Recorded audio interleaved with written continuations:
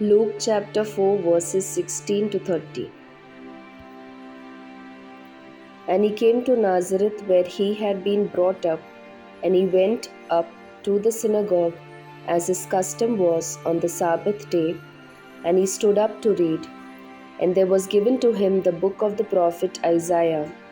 He opened the book and found the place where it was written, "The Spirit of the Lord is upon me, because he has anointed me to preach good news to the poor.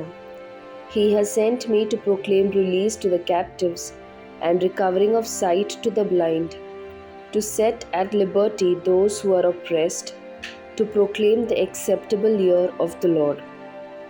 And he closed the book and gave it back to the attendant and sat down, and the eyes of all in the synagogue were fixed on him. And he began to say to them, "Today this scripture has fulfilled in your hearing."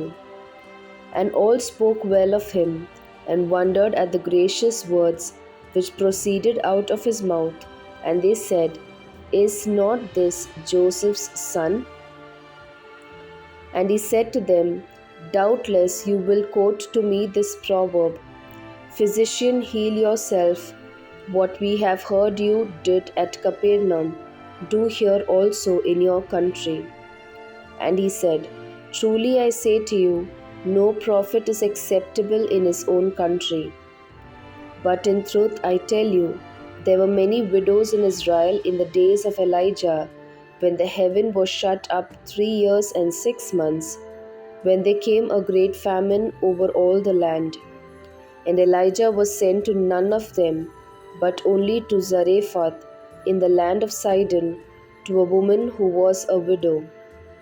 And there were many lepers in Israel in the time of the prophet Elisha, and none of them was cleansed, but only Naaman the Syrian." When they heard this, all in the synagogue were filled with wrath, and they rose up and put him out of the city, and led him to the brow of the hill on which their city was built, that they might throw him down headlong.